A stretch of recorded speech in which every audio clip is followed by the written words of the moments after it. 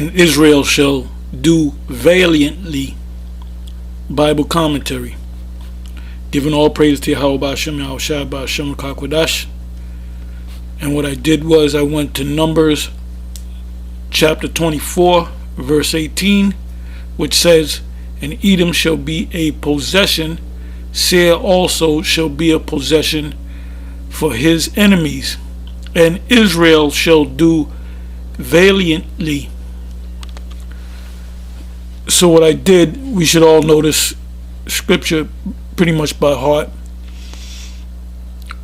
Anyway, this is the prophecy of Balaam given to Balak, the king of Moab, which wanted Balaam, which was a spiritual man, but he was of another nation. He wasn't an Israelite. As a matter of fact, in the 23rd chapter, his prayer was that, if he dies and come back, that he comes back as an Israelite, which is impossible.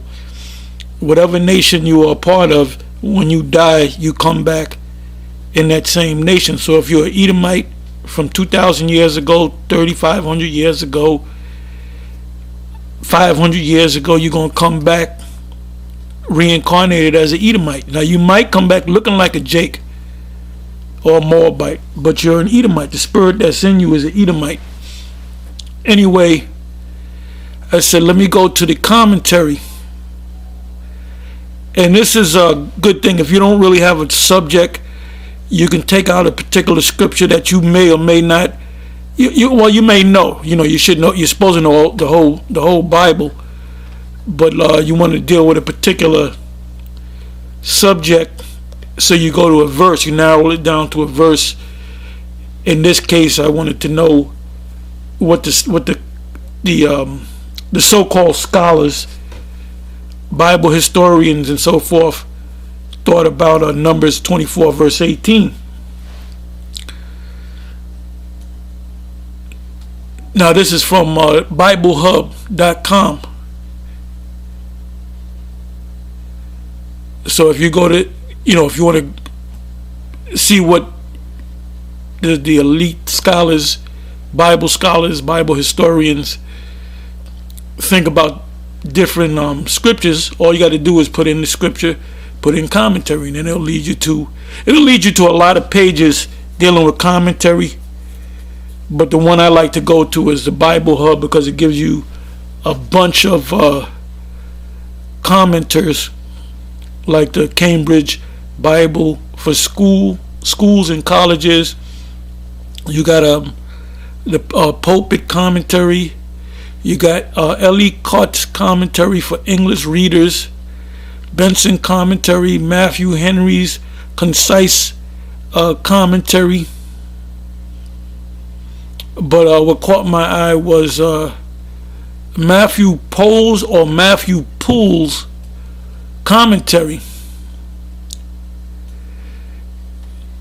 Because normally I like the first one I go to is a Cambridge Bible for schools and colleges, and they really didn't say anything. Matter of fact, let me just read it. It says, which were his, this is a commentary on Numbers 24, verse 18, which were his enemies, Hebrew, has simply his enemies attached very awkwardly to the preceding words. Perhaps a word has been lost, and we should read his enemies and contrast with the text clause, and Israel doeth valiantly, which they didn't really say too much. Let me see pulpit. Let me see what pulpit commentary says. It says, verse 18, Seir also shall be a possession for his enemies. Seir, Genesis 32, verse 3.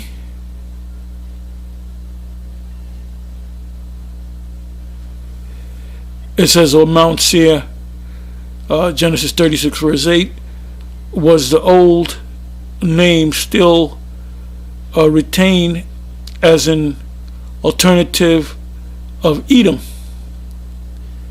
It is uncertain whether the rendering for, so they gave you a lot of then it even mentions the Septuagint. But anyway, the one that caught my eye was the Matthew Pohl's commentary, which says this. It says a possession which also foretold Genesis. Wait a minute.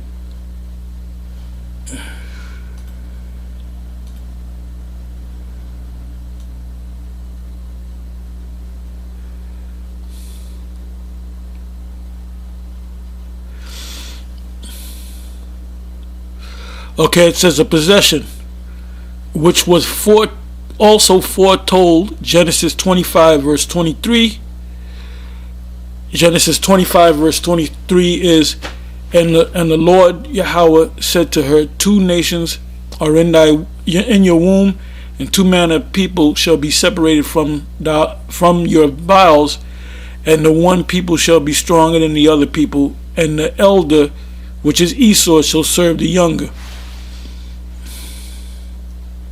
Now, mind you, none of these commenters will say that who are the Edomites today currently. That somehow they just disappeared in history. It says, and in part fulfilled. Now you notice he said, in part fulfilled in 2 Samuel 8 verse 14. So let's read that. And he put garrisons in Edom. Throughout all Edom put he garrisons, and all they of Edom became David's servants, which are slaves, and the Lord Yahweh preserved David wherever he went.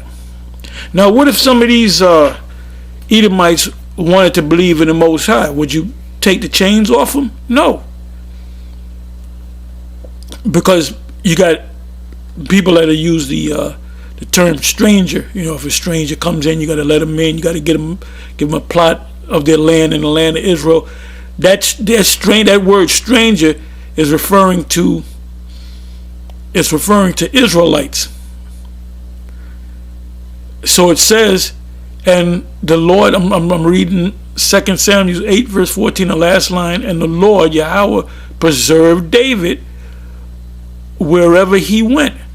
So he was with David, even though King David put these Edomites into captivity, the Lord was still with him. So the Lord was never with the Edomites. Now it says here in 1 Chronicles 18 verse 13, and he put garrisons in Edom, or the land of Edom. See, the word Edom means the Edomites, but it also means the land of Edom. And all, like if you go to what is that, Amos 9 and 12, when it speaks about we shall possess Edom, it's talking about the land. We're going to take their land because they're going to be enslaved under us. So where are they going to live? In slave quarters. It says, and this is 1 Chronicles 18 verse 13, and he put garrisons in Edom, and all the Edomites became David's servants. Thus Yahweh preserved David wherever he went. Then it says, but more fully. So the commentator here is telling you that this is a partially that David took them down. So they know. So the commentator here, Matthew Pools, whatever his name is, he's saying that partially happened, but it's going to happen again. So we know when it's going to happen again. It's going to happen in our lifetime. It says Amos, and he even quotes it, Amos 9 verse 12. It says that they may possess the remnant of Edom. So this goes beyond what David did. This is another prophecy. That's why he said partially. David enslaving them is a partial fulfillment of Numbers 24. It says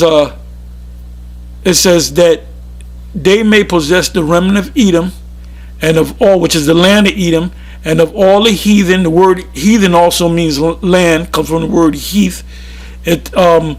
Which are called by my name, saith Yahweh, that doeth it. Then it goes on to say, and the commentator here knows that the book of Obadiah, he knows that Amos and the book of Obadiah are future events. It's not talking about King David. It says, Obadiah 1 verse 18, and the house of Jacob shall be a fire, and the house of Joseph a flame, and the house of Esau for stubble, and they shall kindle in them and devour them, and there shall not be any remaining of the house of Esau, for the Lord hath spoken it. So that's the time period where Esau is going to be completely done away with. So it goes on to say, who shall subdue and possess all his enemies?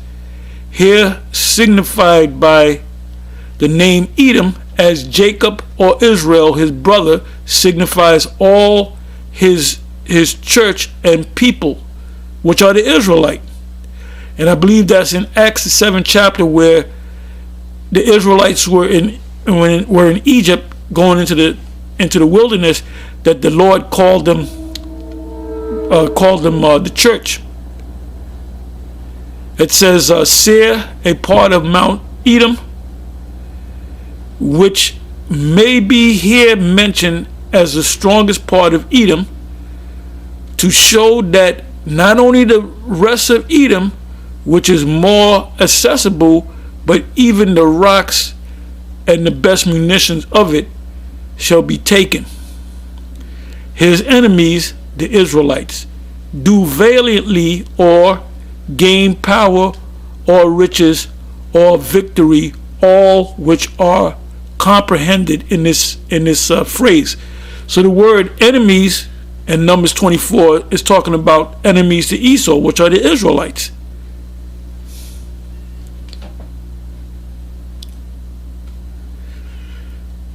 So we really don't have to go to any more scriptures, because Esau done explained it, but they're not going to tell you who the Edomites are today. So now I want to go from here, which is a little bit different subject, you can say. This is so Esau knows that they know that they're Edomites, and they know that they're going into captivity, and they know who Israel is. So what I want to do is I want to go to Psalms 83.